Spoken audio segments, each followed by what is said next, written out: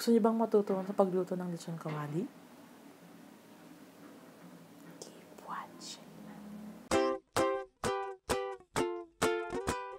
Hi mga tita!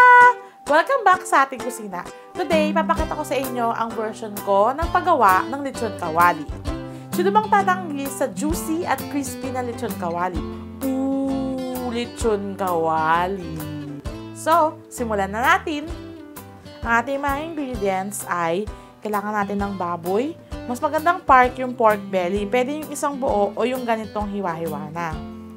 Toyo, garlic, paminta o peppercorns, laurel, at optional kung gusto nyo maglagay ng rosemary. So first step, kailangan din natin ng tubig. Magpapakulo muna tayo ng tubig.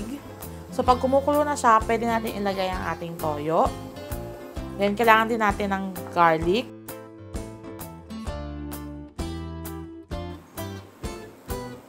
Sunod natin ang ating peppercorns, dahon ng laurel, at rosemary. Pakuloan lang natin sila saglit. Ito na, ilalagay na natin yung baboy after kumatas na ng mga herbs and spices sa ating tubig at toyo mixture.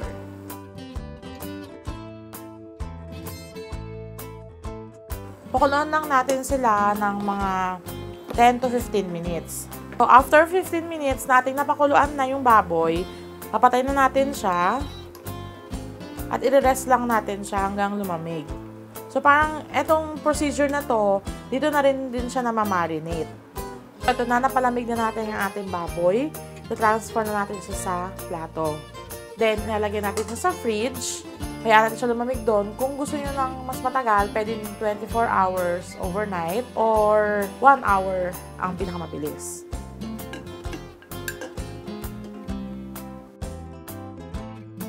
So, lalabasan natin ang ating baboy sa fridge. Advice ko lang, siguro, bago nyo siya iprito, 10 minutes, ilabas nyo na siya sa fridge. So, lalagyan na natin siya ng asin bago natin siya iprito. Depende na lang din sa inyo kung gaano kaalat yung gusto nyo. So, ipiprito na natin siya sa mantika. Kahit anong mantika, pwede naman, except olive oil kasi hindi siya maganda sa pag-deep fried ng mga kahit anong pagkain. So, lalagyan na natin ang ating baboy.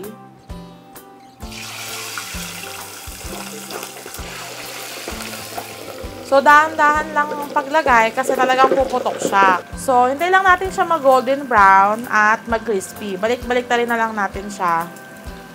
So, pag ganitong golden brown na siya, hahanguin na natin siya. Tapos, kuha lang kayo ng paper towel para ma-drain natin yung mga oils. O nga pala, wag na natin siya masyadong patagalin sa mantika ng pagprito. Kasi, bago natin siya ilagay, half-cook na siya. So, pagka masyado siya na prito, magdadry lang siya. So, ito na ang ating lechon kawali. Perfect din siyang i-dip sa suka. So, kung gusto nyo makuha yung recipe ng ating spice vinegar, i-click nyo lang tong spice vinegar. Thanks for watching, guys! Don't forget to subscribe para hindi nyo mamiss ang aming recipes. Paalam!